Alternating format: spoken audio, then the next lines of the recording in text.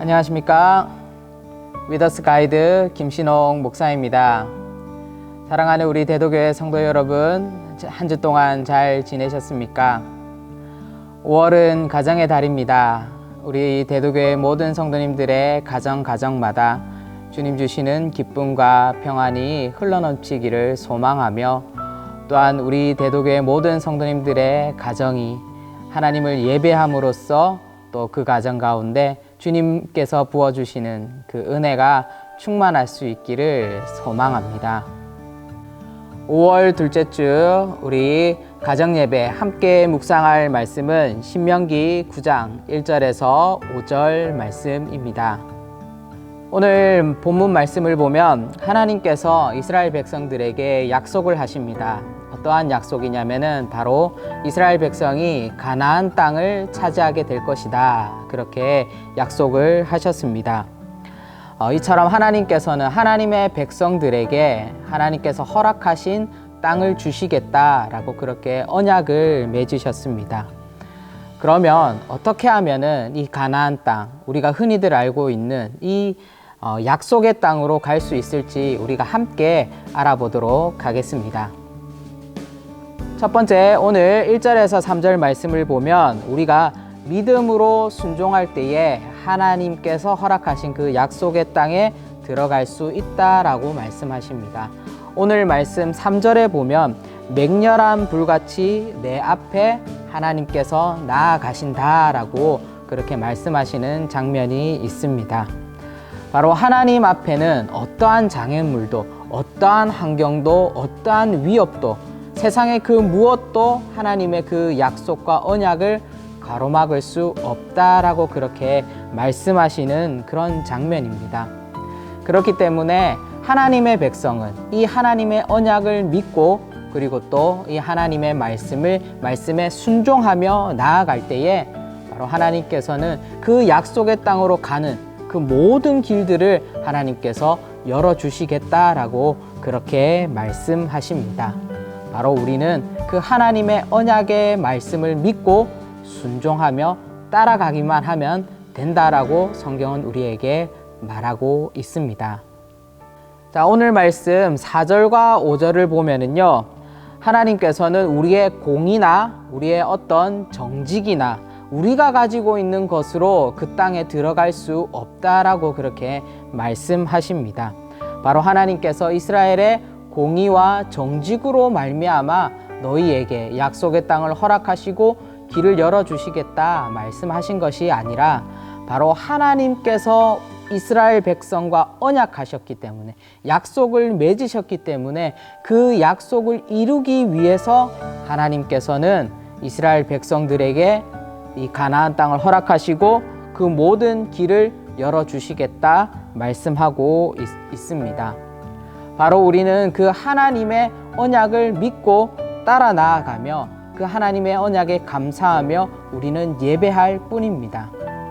때론 우리의 삶 가운데 착각할 수 있는 것이 우리의 어떠한 노력이나 우리의 능력이나 우리의 공이나 우리의 정직으로 말미암아 우리가 가나안 땅에 갈 수 있다, 그렇게 생각을 하고 때로는 그렇게 믿고 있는 사람들도 있습니다.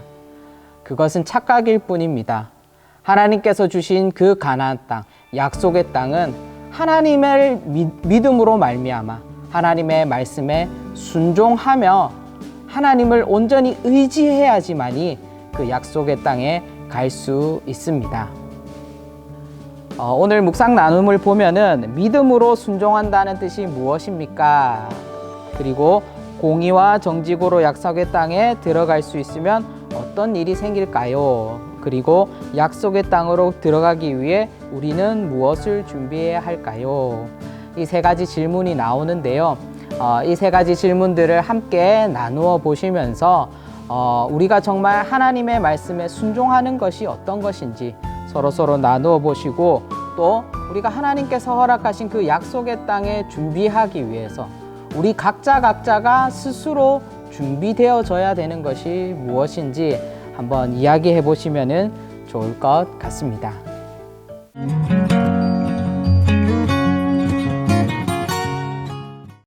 5월 14일 우리 함께 나눌 본문의 말씀은 마태복음 8장 23절에서 27절까지의 말씀입니다.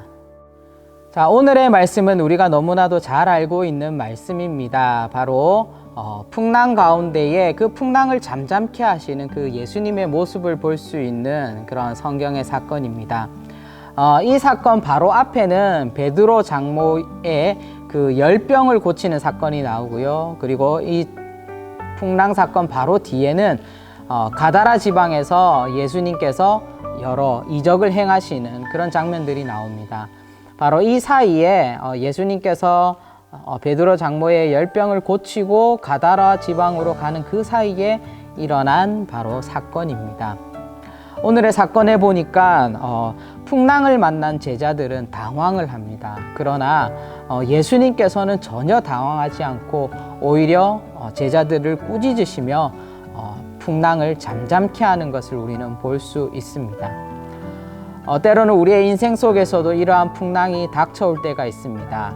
예상할 수 있는 풍랑이라면 우리의 힘으로 어떻게 해보겠지만 우리가 예상하지 못한 풍랑이 우리에게 닥친다라고 하면은 우리는 과연 그 상황 가운데서 무엇을 할 수 있을지 또 무엇을 해야 될지 오늘 말씀을 통하여서 우리가 함께 알아보도록 하겠습니다. 첫 번째로 우리의 인생 가운데 예상 못할 풍랑이 다가올 때에 우리는 무서워하지 말고 두려워하지 말고 온전히 예수님을 신뢰해야 하는 것입니다. 오늘 말씀 26절에 보면은 하나님께서는 제자들을 꾸짖으시며 믿음이 작은 자들아 꾸짖으시며 풍랑을 잠잠케 하는 것을 우리는 볼 수 있습니다. 사람이라면은 누구나 예상하지 못한 어려움을 당하게 됩니다. 그때면은 우리의 마음이 흔들리게 됩니다.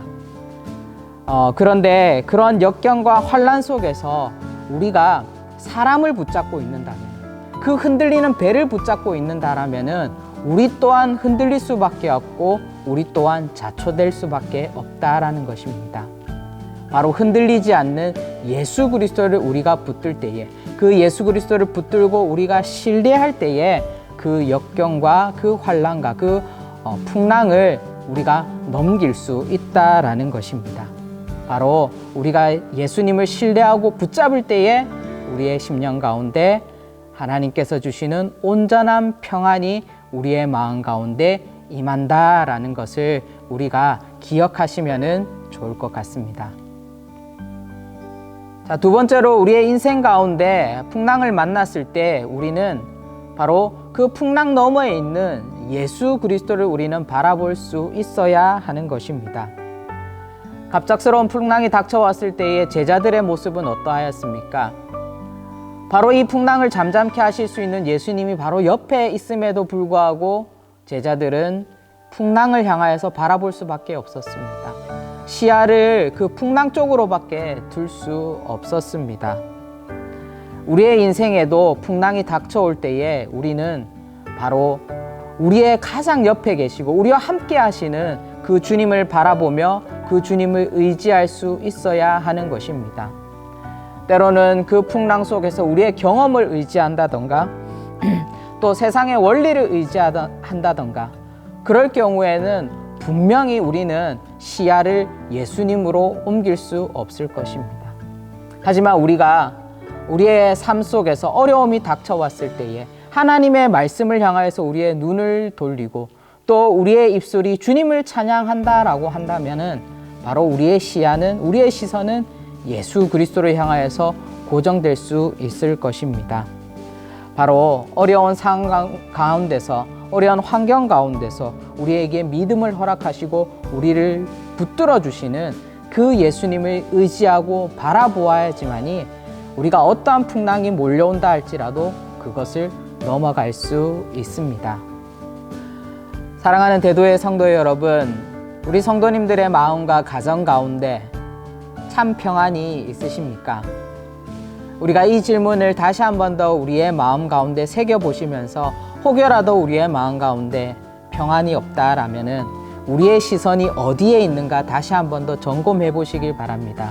그리고 우리의 시선이 하나님의 말씀과 또 하나님을 향하여서 바라보지 못한다라면은 우리는 우리의 시선을 하나님을 향하여서 돌려야 될 필요가 있습니다.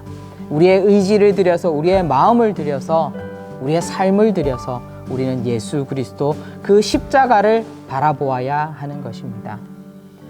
이번 한 주 동안도 예수님을 바라보며 예수님께 시선을 고정시키며 그 십자가를 통하여서 주님 주시는 참 평안이 우리 대도교회 모든 성도님들과 모든 가정 가운데 있으시기를 주님의 이름으로 축복합니다.